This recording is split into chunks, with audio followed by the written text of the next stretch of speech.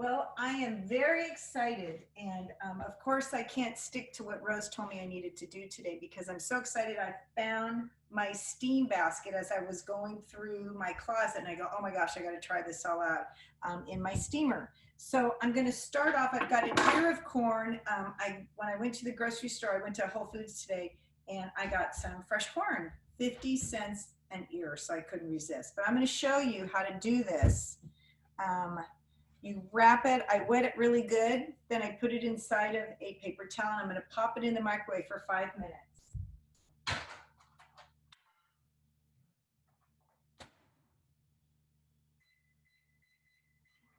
Okay. Then somebody asked yesterday about pans. Well, when you first get your Teflon pans, they work really good, and then they start to stick because you scratch them a little bit and such. So what I do sometimes is I will just take a little bit of oil and put it on here just to kind of, and wipe it right off. It's just a little bit to keep it so that things don't stick to it. And I do the same thing here with my griddle that I have. Well, it's not a griddle, it's more like a griller. So I'm supposed to be sauteing today and grilling tomorrow. And of course, I want to grill today and saute tomorrow. So because I've got special things I'm going to do for tomorrow. So I'm going to start off here. What I like to do, I'm going to do salmon. I'm going to put this on right now to grill. I use the Montreal steak seasoning because I really like the blending of the peppers, and I like how that tastes on my fish. So I'm going to just sprinkle a little bit. I don't know if you guys can see how much I'm putting in there. So I want to put a little salt. That's pink sea salt. And then a little garlic powder, just for fun. I'm going to turn this up. I've already got it hot. I'm going to turn this up now, probably to a medium high. And I've got this salmon here, and I have the skin. You can see on that side, and the flesh on this side. I've got 4 pieces. This is about 1.5 pounds. This will feed 4 of us. And this is, I like to toast up my my seasoning first. I got this going too. This is hot.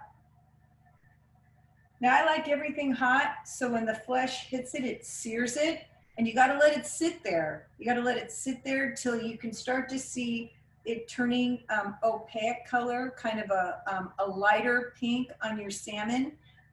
That's, you know, that it won't stick. So if you grill it and just let it stay till it makes a nice crust, then it's going to turn over quicker.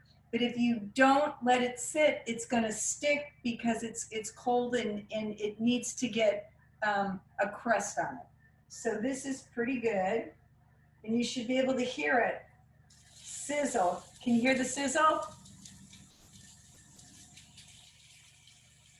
And I'm just going to let it stay on here for like about 4 or 5 minutes. Okay. Wash my hands because I'm going from here to here.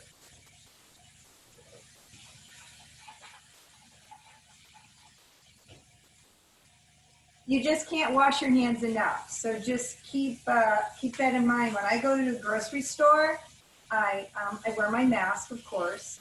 But as soon as I get home, I wash my hands before I touch anything. I just come in, I go straight to wash my hands. I probably wash my hands 2 or 3 times while I'm cooking. So I have my thermometer here because I want to make sure that I check after I turn it over that it reaches at least 135, 140 internal temperature. I let it sit for a little bit and it'll even out, because if the internal temperature is 140, the outside is probably 150, 155, and then it'll continue to cook and it'll be just perfect.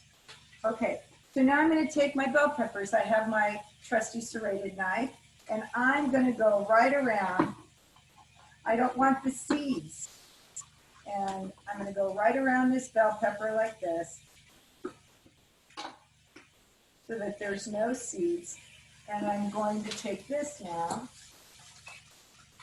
This fish has a lot of oil, so I don't always, I wipe the pan down so things wouldn't stick, but I didn't use the spray. There's a lot of natural fat, the omega-3s in the salmon, so that's going to come out as it's cooking. this I'm going to spray. And I like a little garlic on my zucchini and bell pepper. And I like a little salt. I'm going to let this toast up. And then I'm going to start putting my peppers as I cut them. So I've got the red and the orange and the green pepper. Bell peppers are really high in vitamin C. More than an orange. It's amazing. Part when you're done cutting it, that's really cool. Oh yeah, I'm going to show you this. So here's the seed. As I went around, here's the seeds right here. So I've got them going here. Putting them on. Then I'm going to take my zucchini and I cut off just the ends. And I'm just going to go back and forth like this because I like big chunks. I'm going to put them down. I like my vegetables kind of crispy in the middle. Not too much. I just don't like soggy vegetables. So my corn's done. So this is cooked now. So you can see it's wrapped up. The problem with corn, once you cook it, if you leave it, because it's going to stay nice and moist and nice here. So when you go to pull it off, you get all that silk. I'm going to show you how to not have that. So you're going to cut it using your serrated knife. And then you're going to take and you're going to squeeze it. And there's no silk. It's all here, right in the paper towel. The whole thing came off. Isn't that cool? And then I'm going to take this. I'm going to throw it right on there to give it a little color.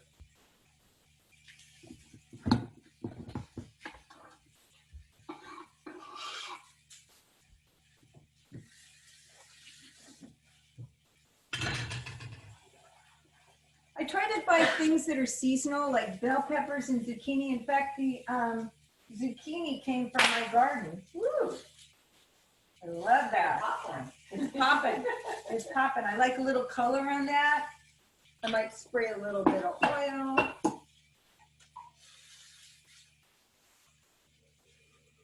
Nice. Okay. My salmon is perfect. I can start to see it getting a little opaque. Look at that. Hello, that is awesome. And you can see how it's kind of turning, how that's kind of going white. And this is the part that's raw.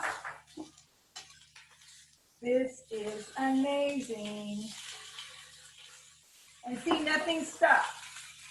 It just came right off there. Okay, so what you can do now is you can put a lid on this and it'll build up heat. The lid is going to keep in the moisture, building up the heat. These bell peppers are starting to get a little brown on the outside.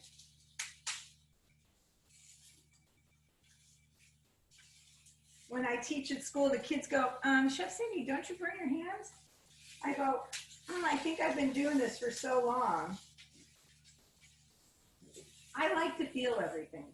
When I'm baking, making bread, in the old days when I made the bread, anything, I like to have my hands in there so I can feel it.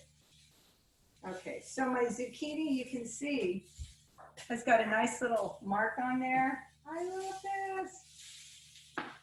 I love grilling. You don't have to go into the barbecue to grill. Okay. So we got this going on. Oh my gosh, look at that on the corn. Yes. Okay, I'm going to turn this down. I'm going to wash my hands.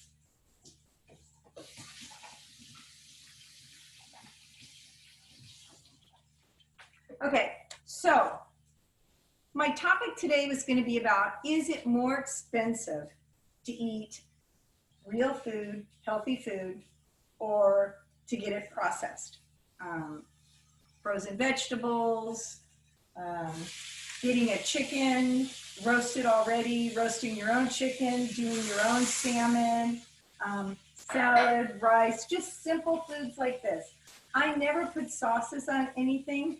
And when Dr. Lustig was here last weekend, he said, you know, the old saying is, a sauce covers up a multitude of sins, and also bad old food. So this is not bad old food. This is like really, really good stuff and fresh stuff. And I love the caramelizing is the sugars that are actually coming out in the vegetables. So I just love this. Love it, love it, love it. So I'm just going to let this continue to cook. In fact, I'm going to take these bell peppers and I'm going to throw them right here around the salmon and put the lid on them so that they just kind of finish up. In 5 minutes, this is all done. This whole meal. So if you think about, oh, I'm going to run down and I'm going to get my dinner all done at Whole Foods, or I'm going to go to a restaurant and pick it up because it's quicker. The time that it takes you to go get it, wait in line, bring it back, the cost, compared to what this is, I mean, I've been cooking for 15 minutes, and in about 3 to 4 minutes, this is all done. So I'm going to turn this down. I'm going to turn this down now. All of this is done, but I don't eat till noon, so it's just going to have to sit here. But I want to show you what I did. So I have this little steamer, and I'm having green beans in the salmon today. And I took the fresh green beans, and I just snapped them off. I put the water onto a little pot, put the steamer on there. It wasn't even 5 minutes, and my green beans are done and fresh and gorgeous. And look at that. I mean, they're beautiful. So this morning, when I found this, I was so excited. I had to go to Whole Foods because I took the salmon I was going to cook for you today, and I decided, oh, I'm going to try and see if I can steam it up. So I have here in the top my zucchini that I steamed up, and it's just, I have to get a little knife to show you. This took all of 10 minutes total when I steamed it this morning. So here's the zucchini. And then inside here, I put some zucchini around. It was a double boiler, double steamer. So I'm going to put the zucchini back over there. This is done. But I took parchment paper. I don't know if you guys can see this. I took the salmon I was going to use for you guys today, and I wrapped it in parchment paper.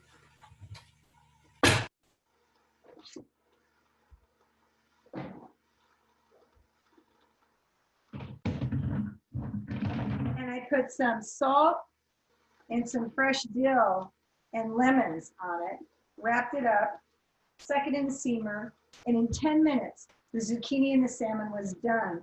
And I used my thermometer when I lifted it off to put it in. It was exactly 145 degrees. I was, yes, awesome. 10 minutes, 10 minutes, that's all it was.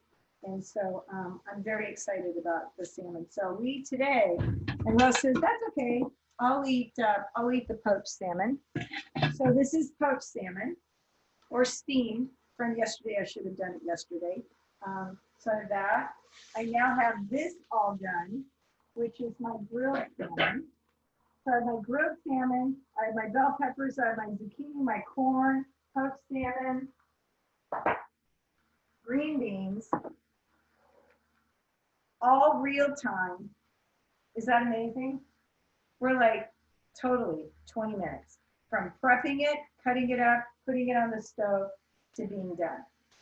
I'm so excited. So when you look at the cost, I mean, how much time, what is your time worth to go down and, you know, call in the order, go down and pick it up, bring it up, and then you have to reheat it up. I mean, you're talking a lot of time when you want to, or even if you have DoorDash bringing it to you, you still have to heat it up or deal with it and the cost of it. While you're waiting for DoorDash to come, you could make something that was like amazing and so good for you. You've got your omega-3s, which are so good for your body. right here, all of your vegetables, I'm going to keep saying to it, these are prebiotics. These vegetables and things that come from the garden, that's what feeds the good bacteria in your gut because they need the fiber. All of this is fiber-rich food. All of this is your omega-3s. You have to have a good balance of omega-3s and omega-6s, and you've got good oils. Then I've got a salad that I made to go with this.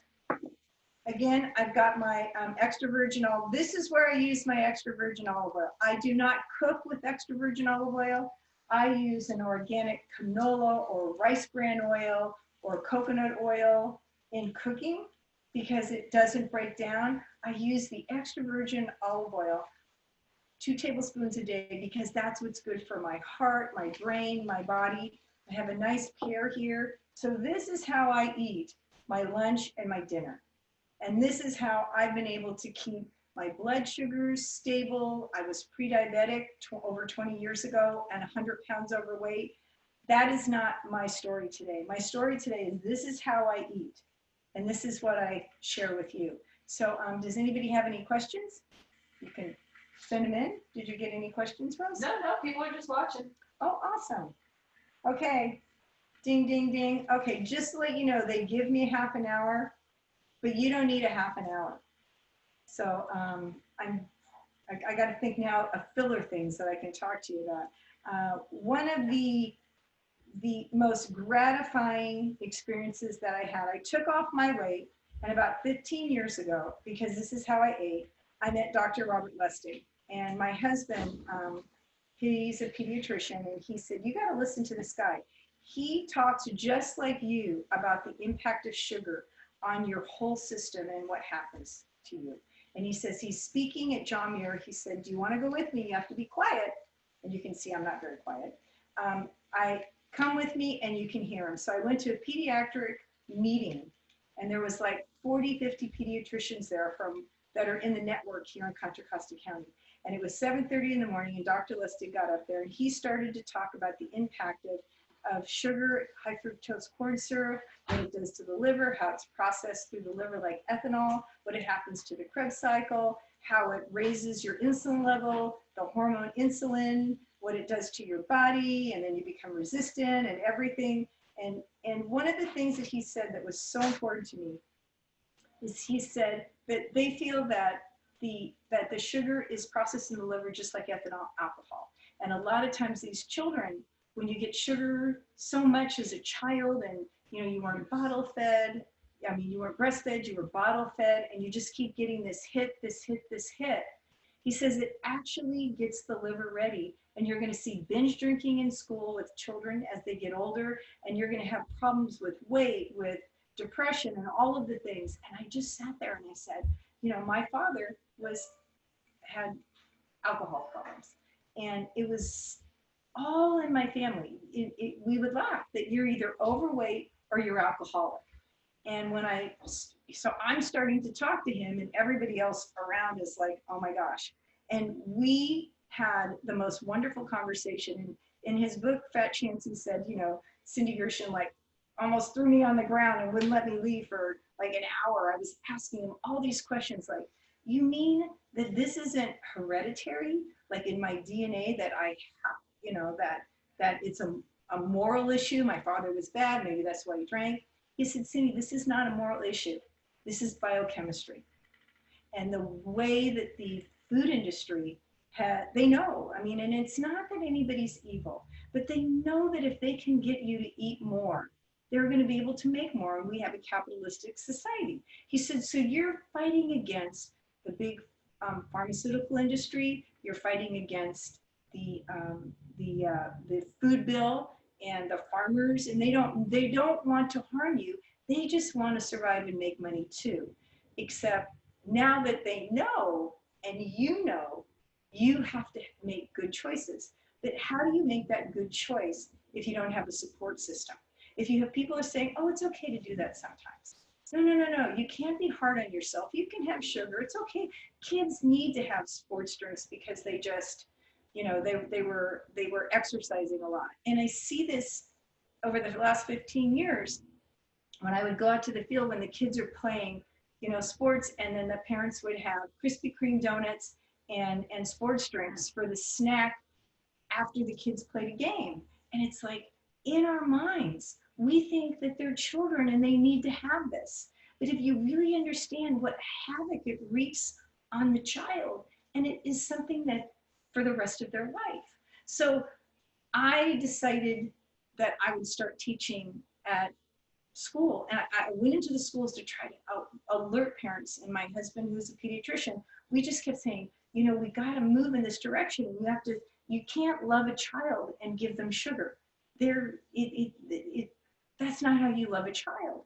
So my life for the last 15 years is trying to convince people or to show them that children will eat this. They will eat this. This will be good for them. If you're a grandmother and you want to love your grandchild, then teach them. Have a garden in the backyard. Bring them in. My grandkids go through and they're eating the green beans. No, can I try this? Can I try that? They're doing cherry tomatoes. It's around them. And then when I teach, I try to teach the same thing. In school, I bring in the food, and these kids, they're coming with, rock stars, and they stop at Starbucks to bring in these giant drinks with caramel, whatever, with whipped cream, and then they fall asleep or they're angry in class. So being able to explain to them, not just, it can't just be me telling them and they go like this. I had to cook this kind of food. And then we have to say, write me down every day how you're eating. Tell me, how you feel. And we start identifying with how we feel, with how we're eating. And it becomes not a moral issue anymore. It becomes biochemistry. And it's easy to say, oh, my parents are divorced, my father's in jail because I work at a Title I school. All of those things. Yes, stress is going to be in life. We have a coronavirus right now. There's stress. But do you want to stress your internal organs? It's hard enough to deal with the stress out there. This is nurturing. This is how you take care of yourself. This is how you share this with others. I'm going to tell you that you cannot do it on your own. You need a support group. You need your trainers to understand that this is what you need to do and to support you. You need to have somebody that you're working with. You need someone like Rose that's going to constantly be telling you, don't give up. Let's keep going. You need me to keep saying, hey, you know what? Try this, fix this, do this. If you think you can just pick it up and then go, oh, hey, I know everything, I'm going to walk away. The media and what's happening in the environment is so toxic and so against this. You are being bombarded by Grubhub, there's a commercial out there with the guy laying on the couch. Oh, he just got Grubhub tacos, you get a free $5, and it's like people are making a joke about, oh, the Corona 5 or Corona 15. I want to be able to be as healthy as I can for as long as I can. I want to be able to be vibrant. I want to not be moody. I want to not be depressed. I want to be able to care and love the people around me and be a good example. So, yay, I still have 4 minutes. Oh my gosh. Okay. Well, thank you so much. And I will see you tomorrow. Tomorrow I will be sauteing, and we're going to do sauteed tomatoes and some zucchini, more zucchini from my garden, and onions and mushrooms, and we'll make something really wonderful. So you guys have a blessed day. Be supportive of each other. Don't give up, and we'll see you tomorrow. Thank you.